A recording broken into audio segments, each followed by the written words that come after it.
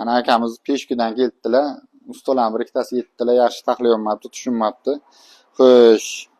Bu kishiga bo'layotgan ishlar ana motorchasini yangi qo'yib beraman. Motorchasi brak bo'libdi.